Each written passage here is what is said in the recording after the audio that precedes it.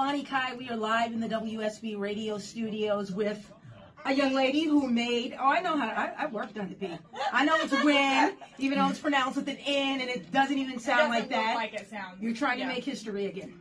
Yes, I am. I am trying to make history by becoming the first Asian American elected for a political statewide office on either side of the aisle for anything. Shh. Coming up at 9:06. Join live, WSBradio.com, the free WSB radio app. Don't miss this interview. Thank you so much for being here. So let's talk about it.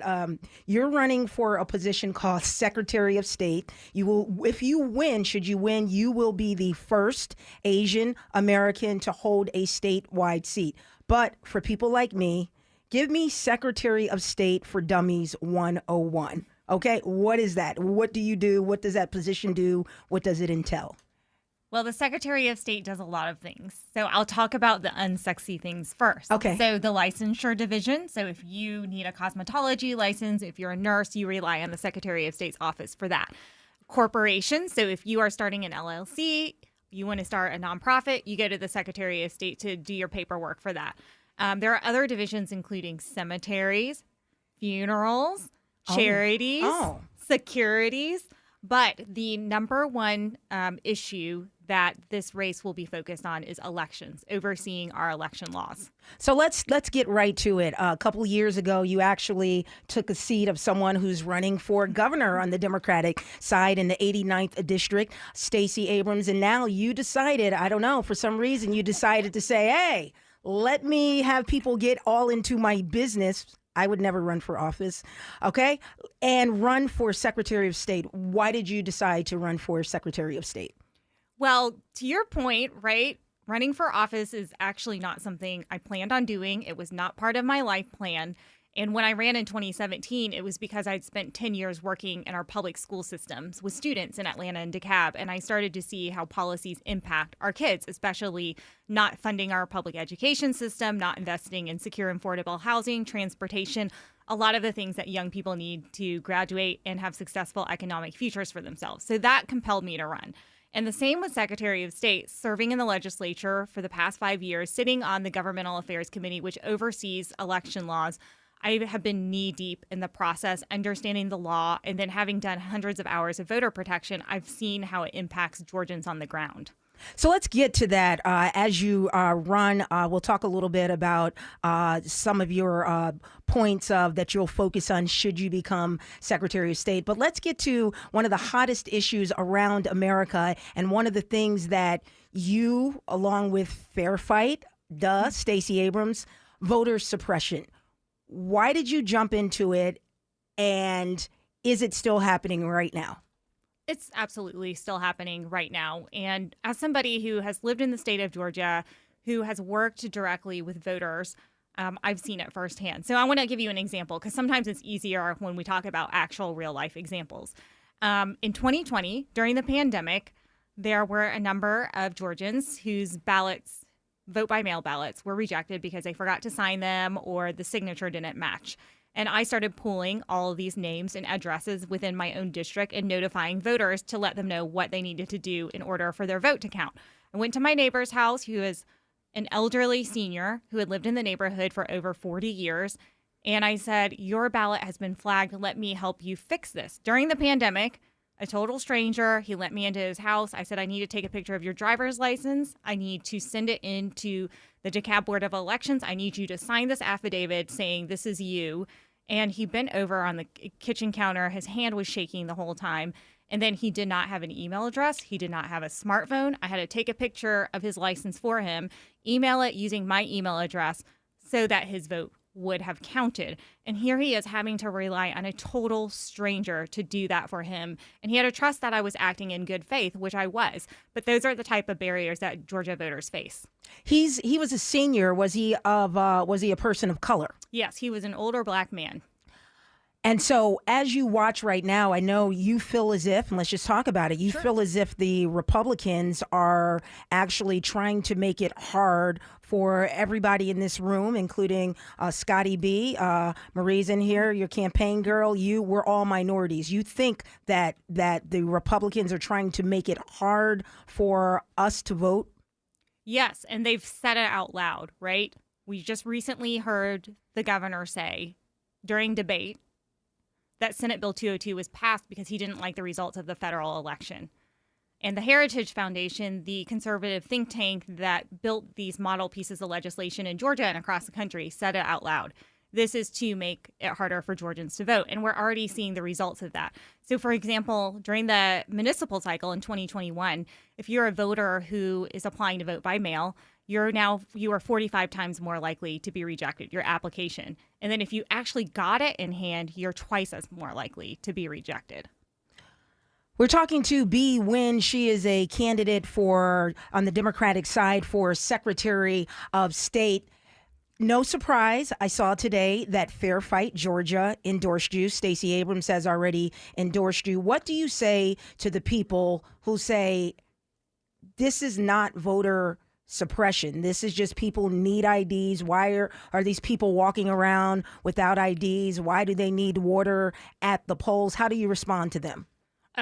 So Fair Fight did endorse me today, but Stacey personally hasn't. Oh, she hasn't. It. Okay. Yes. I don't know. See, I'm not a political person. In my head, I hear Fair Fight, and I think Stacey Abrams. So, my bad, Stacey. No, that's okay. I don't want to get in trouble with Stacey. No, don't. Nobody wants to get on the Democratic side. Wants to get in trouble with Stacey. So Fair Fight has endorsed you. Fair Fight has endorsed me. Okay. So what do you say to the people who just say, like, you guys are making this up? Black people, you're saying that to make people, brown and black people, angry so they'll get out to the polls to vote because of anger. It's not true. Why? And then why should they not have an ID? You need an ID for this. You need an ID for that. You need an ID for this.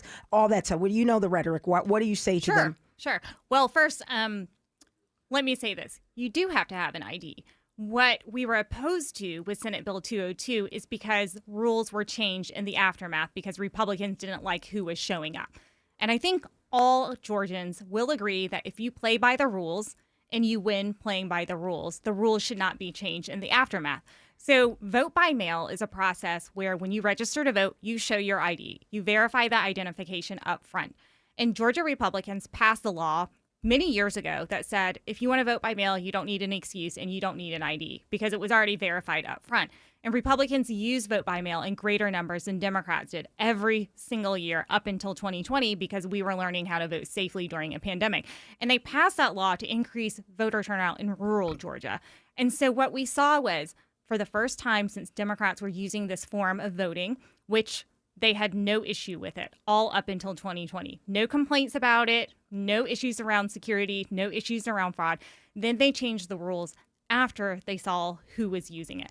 And so I'm a member of a labor union, IBEW Local 613. My labor union is made up of Republicans and Democrats. And when I talk to members of labor, I compare it to what happens when people try to unionize.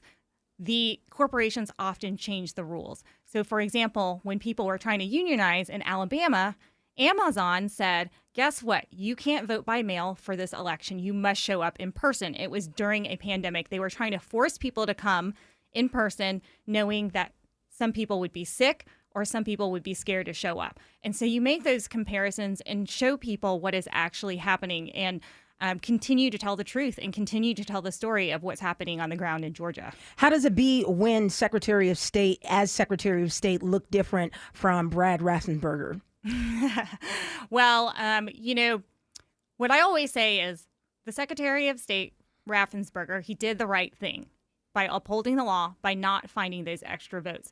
But there's going to be a distinct difference from a Secretary of State who believes in voter expansion, that would be me, and one who believes in voter restriction. That's our current Secretary of State. So we've seen him say Georgia has safe and secure elections, and then in the aftermath also say, but I'm going to support this 98-page bill that makes it a misdemeanor to hand somebody a bottle of water while waiting in line. You wouldn't do that? No.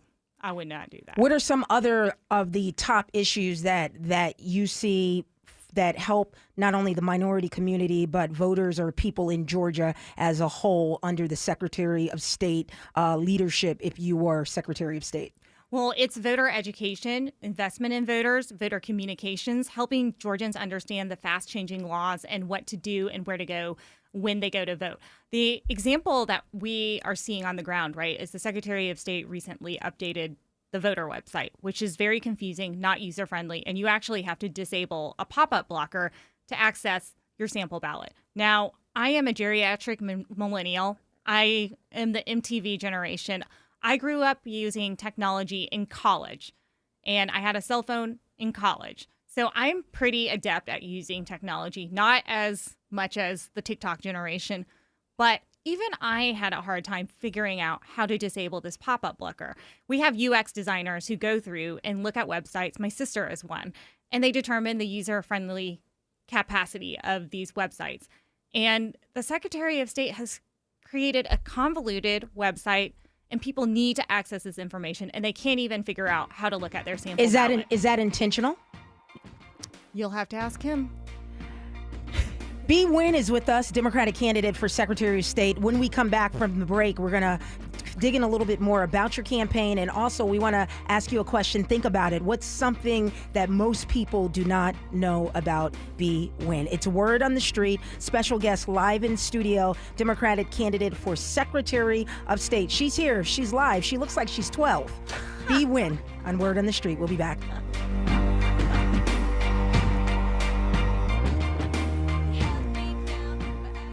No. It's not because we know what we're talking about. It's not because we know between the two of us, every Democrat and every Republican out there. It's because we're black. Word on the Street on 95.5 WSB. It is Word on the Street. Democratic candidate for Secretary of State Nguyen is here. Got to come back and answer the question about what most people don't know about you. But before we let you go, why should people vote for you for Secretary of State? Defending the future. Yeah, say that one more time. Yeah. This election is about defending the future of democracy. It is about protecting the freedom to vote and ensuring that all Georgians, when they go to the poll, they're able to cast their ballots and that their votes are counted and the results are upheld. I have a long track record of fighting against voter suppression, of standing up to the big lie, and having the backs of Georgians. The story I shared with you earlier about the voter in my district, that's just one of many of the thousands of people that I have worked with across the state of Georgia to ensure that when they go and cast their ballot, that their votes are counted. And to me, this is not a partisan issue. I think every American agrees that one of the fundamental, most important things about our country is upholding the will of the people. And that's why I'm running for this seat, to ensure that when Georgians go and vote, they get to elect the representative of their choice and not the other way around. So I'm Nguyen. I'm running for Secretary of State. I'm excited that you knew how to say my last name, Lonnie, and it's going to be Kai. No, go ahead. No. Where do they find you at before we go to break? It's beeforgeorgia.com. BEEFOR, Georgia spelled out .com. Should you win, you're going to come back? I'm going to come back. We'll see you then. Nguyen, thanks for being here.